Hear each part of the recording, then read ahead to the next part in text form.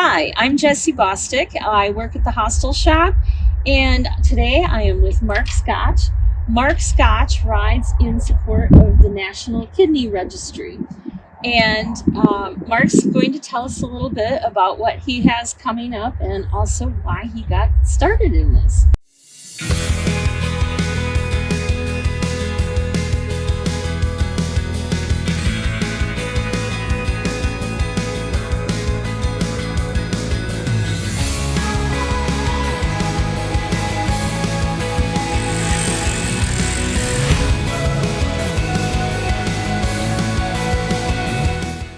Welcome, Mark. Thanks for this opportunity. Hostel Shop's been part of my ride for the last 3 years, I guess. Going on 4 years. So, So tell me, how did you get started riding in support of kidney donation? Well, about 4 years ago, my wife and I had retired. We were on our way to Texas in the middle of the winter in February, and I ran into a guy at a microbrewery having a beer at the end of the day, and come to find out he was on dialysis, and he told me his kidneys had failed and he was looking for a kidney. And had never met anybody on dialysis before, and my sister-in-law had donated about 12 years previous. So I knew you could donate a kidney. I didn't know anything about it, and ever since I was 16, like most of us, we've gotten on our driver's license that if something would happen, we would do, deceased donation. Correct. And so I've done that, and most people have. But I had never talked to anybody that needed a kidney. And as soon as he said he needed a kidney, I just said, heck, I'll give you one of mine. And that's how it started. Awesome. So tell me a little bit about your upcoming bike trip that you're going to be going on starting on June 4th. So June 4th is the fourth major ride.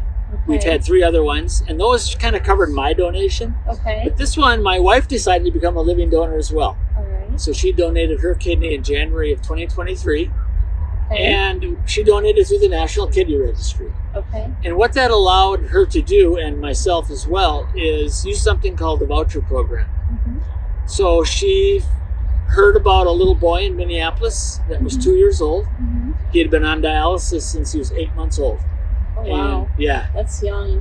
Yep, his bones were starting to have issues with growth. He's having problems. Dialysis is not a cure for kidney disease.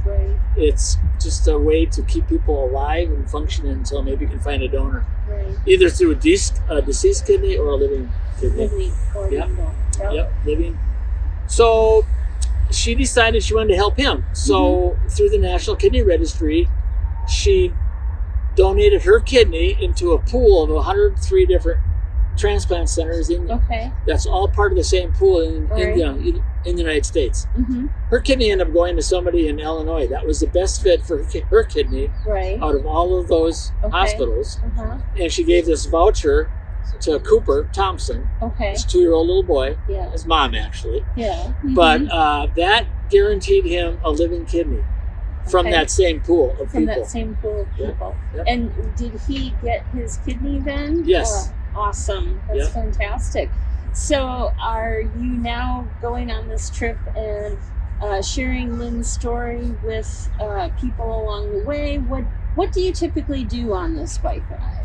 So I've been working for the last 2-3 months contacting primarily transplant centers along my route.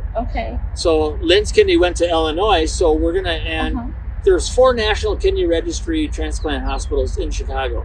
So the goal is to get to Chicago, but to do that, we're going to go to Madison first. And so UW Health, where Lynn and I both donated, they will be hosting us for one event, and we'll do like we're doing now. We're just going to reach the public any way possible.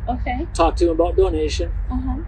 There's 13 people dying every day in the United States waiting for a kidney. That's a lot. In Wisconsin, about 2 per week die waiting for a kidney. And there's a lot of people out there who can do a lot to help, I'm sure. Well, that's what I thought. I've been riding bike for 20 some years. Pretty good health. Don't know until you get evaluated. Right. But I thought there's got to be thousands of people out there that if they knew there was a need, Yeah. maybe they would get evaluated and Right. decide to donate as well. Yeah. Are you encountering a lot of people along your journey who become inspired by it and then become kidney donors? Or how are you helping to raise awareness on the route? Well, when we contact these transplant facilities, so we're going to Madison, Milwaukee, Chicago, we're going to go to Davenport, Iowa, then Iowa City, and then Rochester, Mayo Clinic, and then Minneapolis, where Cooper is, and that's where we'll do something with Cooper and his family.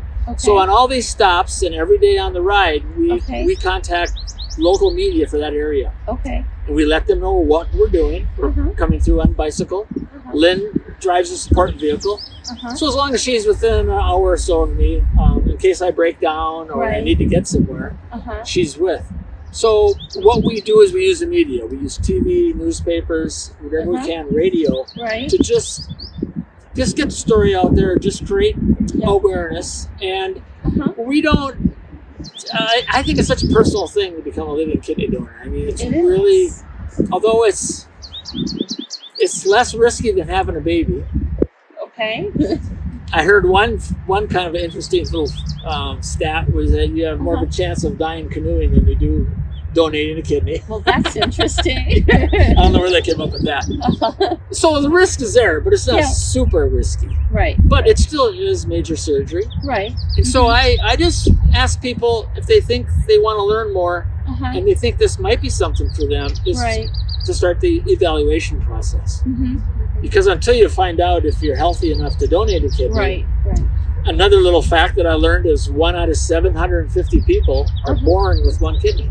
Interesting. That's a lot of people. That is a lot of people. I thought everybody was born with two, so I was totally unaware of that fact. So there's a lot of people out there with one kidney, and a lot of them don't know until later in life.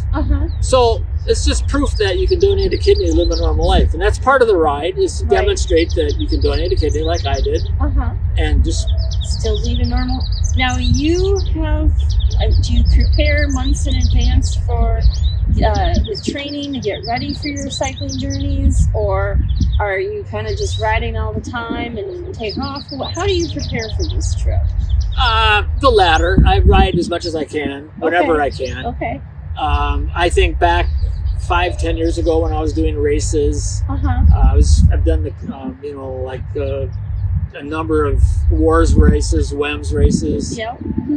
Did the first 5 Czech 100s, the mountain bike races.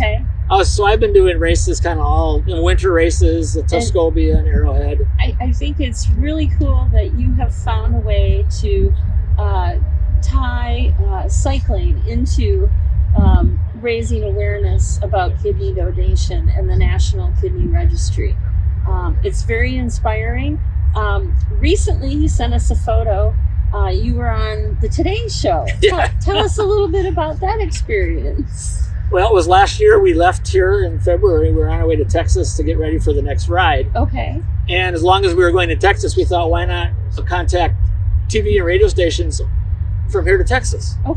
So we contacted some TV stations in Madison, and 2 of them interviewed us on our way through. Little did we know that a couple of weeks later, the Today Show was looking for a kidney story. And one of their producers came across one of those interviews, TV stories in Madison. How exciting! So they reached out to us, wanted to know if wanted to know our story. The fact that Lynn and I are both kidney donors, and that Lynn donated to a little boy, I think that was kind of a nice catch. So they liked the story, and to be quite honest, when they heard about the voucher program, it really put it to another level, because it really is a tool. It's the easiest way to become a donor. And as important, or maybe more important, it guarantees the recipient the best fit kidney. And if they want something that's going to work for them, to allow them to continue living a normal life as long as possible. In length, and they don't have to take as many drugs for anti-rejection. So it's very healthier for the recipient. So bottom line is they contacted us. We did a little hour interview on the phone during the ride. Actually, one day we just took some time out and we talked with the producer, and they came down to Louisiana, met us on the ride, and we spent half a day doing footage, just like we're doing right now. And then shortly after that, the ride was over. The end of middle of April, third week of April. We got home within a couple days. We flew back to New York City and did the Today Show.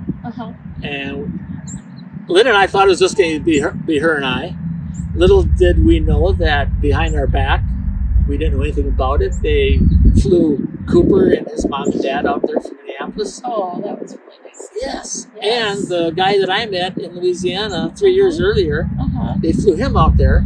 Oh. And they brought them on stage and surprised the heck out of us. Oh, that's fantastic. Yeah.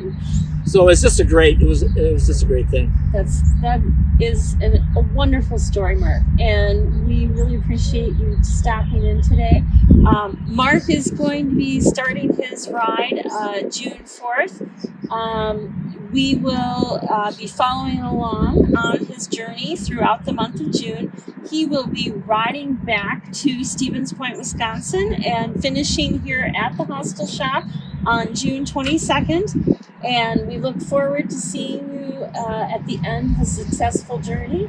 And if you would like more information about the National Kidney Registry, please visit the link in the description below. And if you like this video, remember, give us a thumbs up. Thanks for watching and have a great day. And thank you, Mark. Thank you, Jesse. Have a great day. Thank you.